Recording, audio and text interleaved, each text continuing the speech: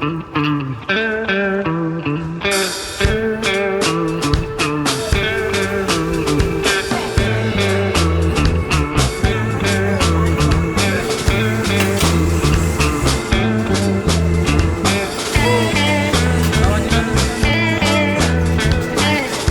tayo, may verify.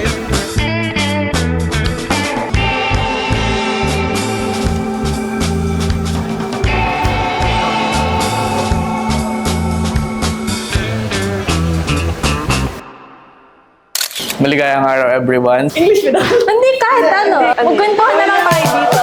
Madami kong expectations po sa traditional Chinese meals. Very unfamiliar po kami.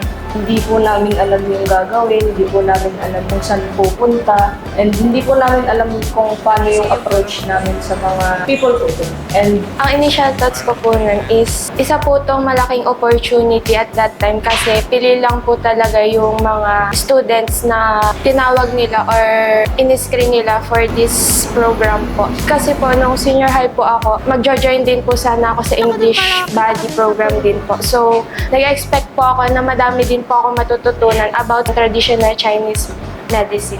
very invested naman po akong mapag-aralan yun. Kaya upon arriving naman po dun is nag-advanced study naman po ako. So we have been expecting na maraming bagay kaming matututunan. And ang pinakamalaking revelation doon ay hindi lang pala kami nandun to assist, but we are also there para matuto. Ang expectation namin din sa program sa Taiwan, okay, na-met po yung expectations. Hindi ko inaasahan na ganun kagaling, ganun kabilis yung turnout. Nung pagkadating po kasi namin, umuulan po nun. Wala po kaming payong. Pero nandun pa rin po yung mga Taiwanese buddies namin na nag-welcome pa rin po sa amin kahit ganun po yung panahon. Naramdaman po rin po namin yung kanilang effort na payungan kami kahit hindi naman talaga kami napapayungan. First day pa lang, ganun na agad yung experience. Medyo nagkakahiyaan pa, nagkakapaan pa po kung paano mag-communicate, paano mag-approach. Pero as the days goes by po, nakaka-adapt po kami. And then parang nagiging comfortable po kami each time po. In terms naman po sa traditional Chinese medicine, talagang tinuturo po nila na mag-treat ng patients not just physically but also emotionally.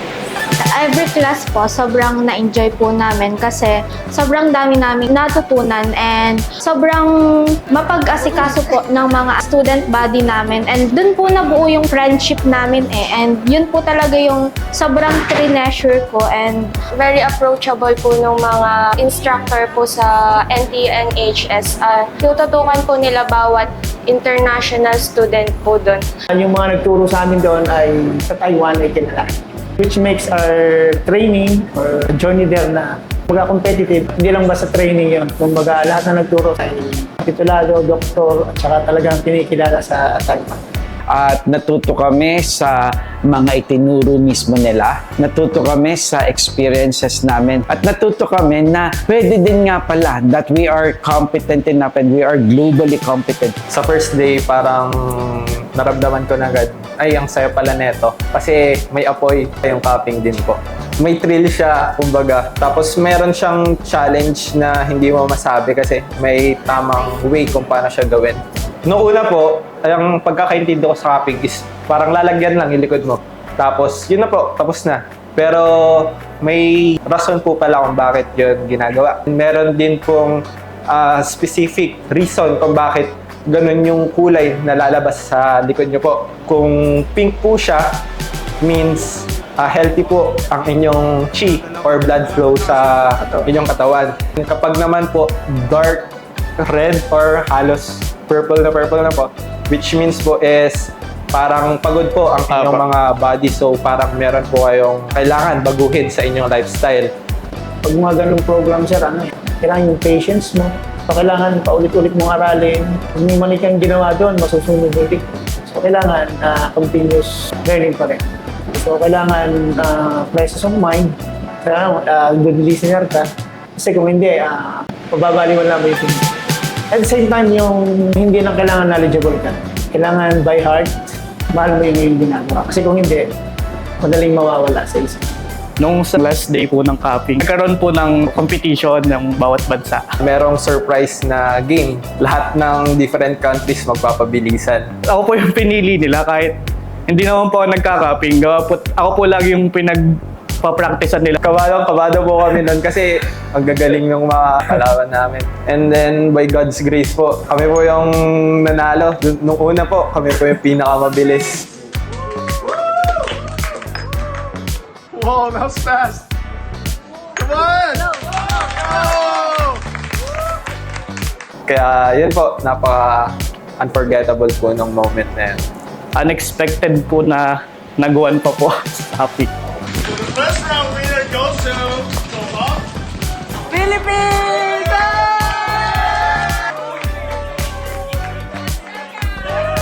Kaya po yun po yung aking best experience.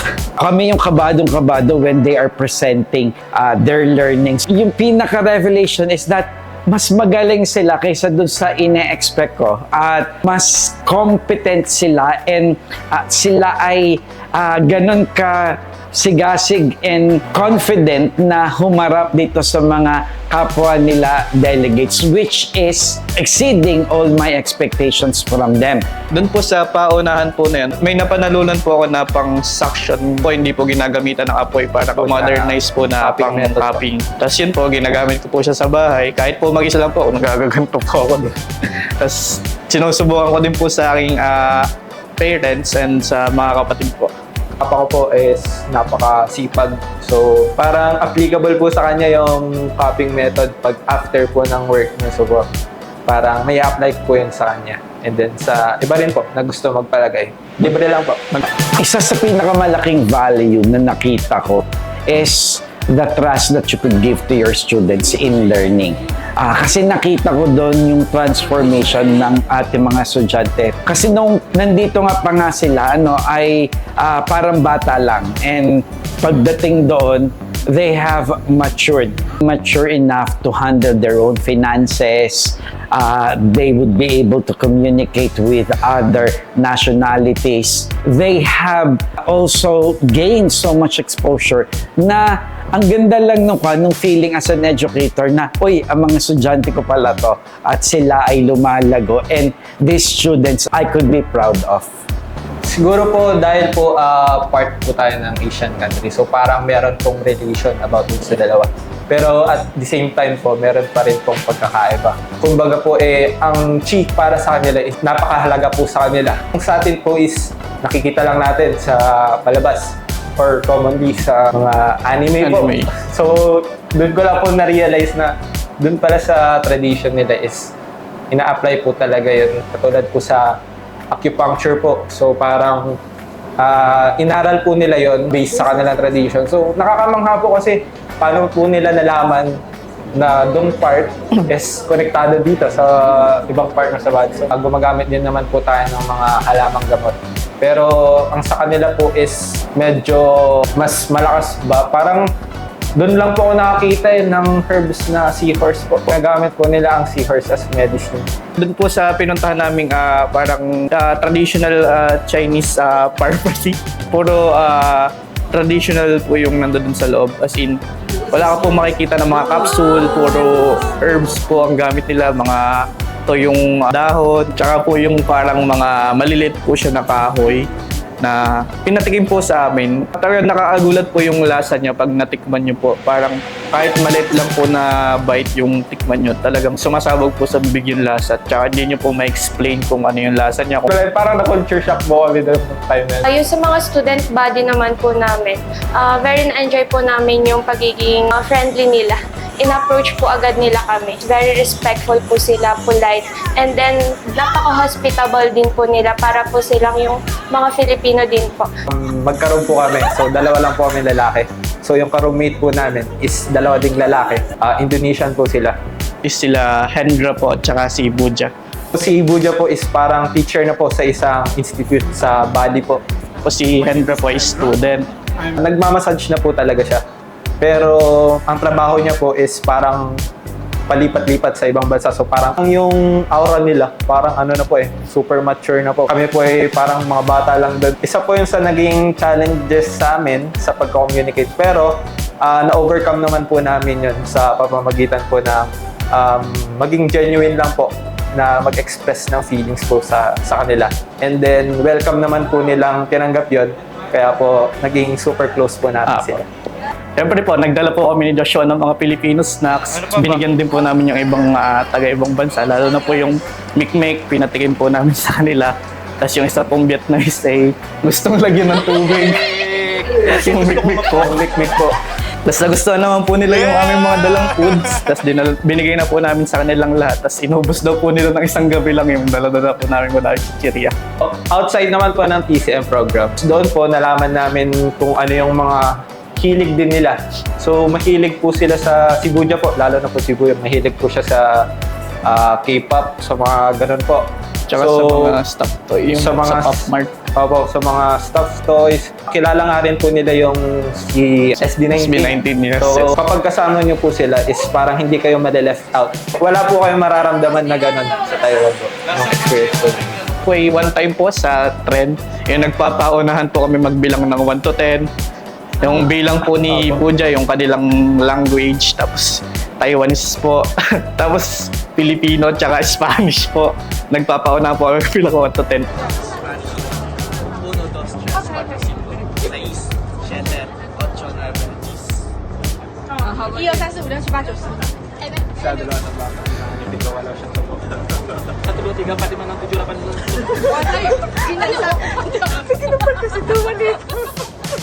Tapos si Puja po yung pinakamabilis. Parang nandun pa rin po yung competitiveness ba? Pero, Yung willingness po nilang matuto sa amin at yung willingness po namin na matuto sa kanila ng kanilang iba't ibang culture. nakakatuwa po na ganun po yung experience namin.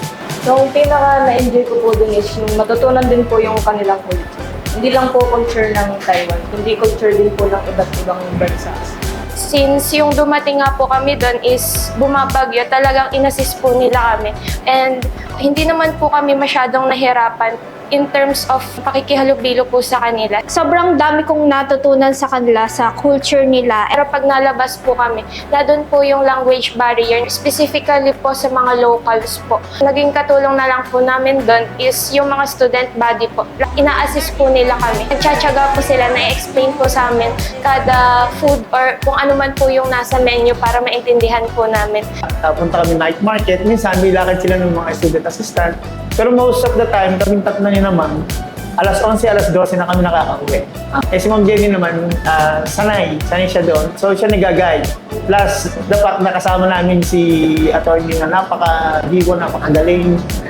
Siya nagsiset ng tone para kami magtawanan, magsayahan. Sa mga pagkain naman po, wala po kayong makikitang kanin. Sa McDo lang naman po. Pero po ay sa mga restaurant naman po, kaso po ang mga kanin po nila ay fried rice. Kaya po mahirap pumarap ng kanin. Kung gusto niyo po ng mga kanin po ay sa mga convenience store like 7-Eleven. Po. Tapos ay para pong namayat po si Iska doon. Sa stinky tofu po na experience namin, pag nasa malayo ka po ng night market, sobrang strong po nung amoy. Pero pag nandun ka na po sa mismong store, wala po siyang amoy or konti lang po yung amoy. Kung ano po yung amoy niya, parang yun din po yung lasa niya. Na-enjoy din po namin yung transportation po doon. Doon po namin na-experience yung mga first times. Like Scarlett po, first time niya po mag-amusement park. And first time ko din po mag-MRT. And then yun nga po, may kasama po sa program po kasi namin yung sa pastry making po. Yung gumawa po kami ng pineapple cake. Talagang na-enjoy po namin yun.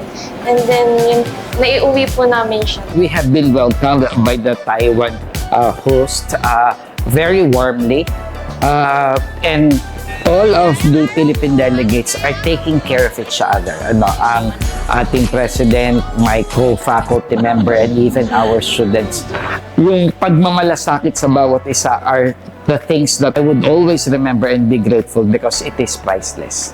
May feedback sa amin, especially si Sir Mike. Natutuwa siya sa mga estudyante natin kasi they are communicating good in English. At po sa kanila, second language natin. So, madali yung communication. Virtual assistants. This has led to a serious brain drain in the nursing sector. To address this, the government requires new nurses to work locally for 2 years before before weekend? Kahit na dayo tayo doon, pero when it comes sa atin, yung hospitality nakikita sa atin. That's why, nung umaalis nga kami sa airport, inhatid kami, umiiyak yung mga student assistant. Kasi syempre, may naimpad din tayo na nakuha nila sa atin na hindi nila makakalimutan. So I think hanggang ngayon may communications po sila ng mga bata. Nakakabilib dahil hindi siya aligned, but we could say that these are integrative learning na magkakadikit, magkakaugnay ang bawat isa dito. Kasi health is for everyone. Whether it is something that is Western or Eastern, ito ay para sa lahat. So low-key lang, I'm proud na yun yung beacons. I want to take this opportunity na magpasalamat talaga sa BBC. Kasi kung hindi sa BBC, hindi kami nakaranas ng ganito. Yung ating institution was instrument para makita at makilala ang potential ng bawat isa. So yun, thankful, grateful so much. Thank you kay Lord. Thank you sa BEC for giving me the chance. Grateful. Overwhelmed. Salamat po. So giving the chance, sabi ko nga, bitin pa ng mga 5 days. Kung bibigyan po ako ng isang chance pa ulit na makabalik sa Taiwan, talagang igagrab ko po yung opportunity na yun. Kasi po, ang dami po naming mga na-miss na lugar na pwede pang puntahan. Nag-i-exist pala po doon sa Taiwan.